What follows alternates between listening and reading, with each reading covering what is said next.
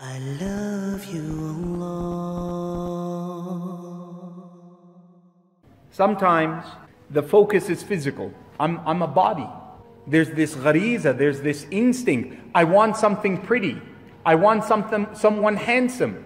And there's nothing wrong with that. But if I choose that at the expense of the mind, mashallah, she's beautiful, but it's like I'm talking to a wall. Subhanallah. In terms of his physicality, he's a good earner, has lots of money, a nice car, a nice home. He can give me all the physical things in the world. But when I sit in front of him, it's like I'm talking to a child. I married a man boy. Allahu Akbar. What's happening? You might find someone who has the dunya, has the physical, has the wealth, has the beauty, has the mind, wala deen. But there's no akhlaq. And there's no taqwa. And you find your life more miserable than if you married a poor man, as is in the hadith of Imam Muslim. A man walked by in front of the Prophet ﷺ عن بعد, at a little bit of a distance. فقال النبي صلى الله عليه وسلم لأصحابه كيف تقدرون. What do you think of this man? فقالوا هو من أشرافنا. He's from our noble people. إن شفع قبلنا. If he was to speak to me on behalf of someone, I would listen. وَإِنِ اسْتَنصَحَ سَمِعْنَا. And if he gives nasiha, I'd listen. And if he اختطب, he comes to ask for my daughter, my sister, I would be happy, honored this man marries from my family.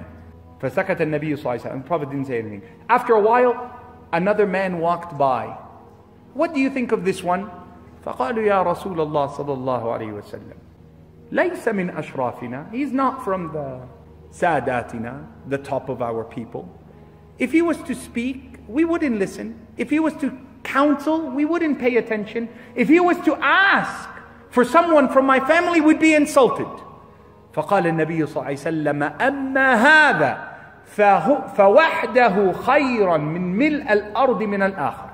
This one man that you all put down, with your eyes you don't see his piety and righteousness, with what you see with your eyes of the material of the dunya, this man by himself is more important to Allah than the whole world covered with the other one.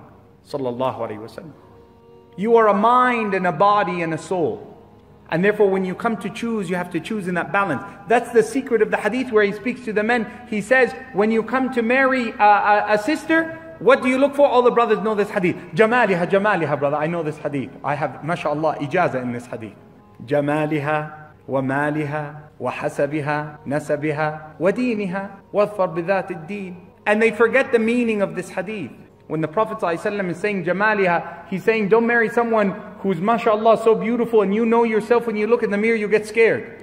You're like Allahu Akbar and you're going for what's wrong with you, akhi? Have some balance. Maliha, she's mashallah her whole life driving and you're rickshaw and she's mashallah a chauffeur. And you're, assalamu alaikum. What's wrong with you, akhi? No kafa'a. Her money's her money. It's not your money anyway. Her hasab. Her family is one culture, one, and you're totally different place. Totally have nothing, no connection between you and them. And you're coming forward. The Prophet ﷺ said you have to consider this when you come to get married. And the thing you have to consider the most is her deen. So balance. When the person you stand and you want to end your loneliness, make sure that you don't just choose one over the other.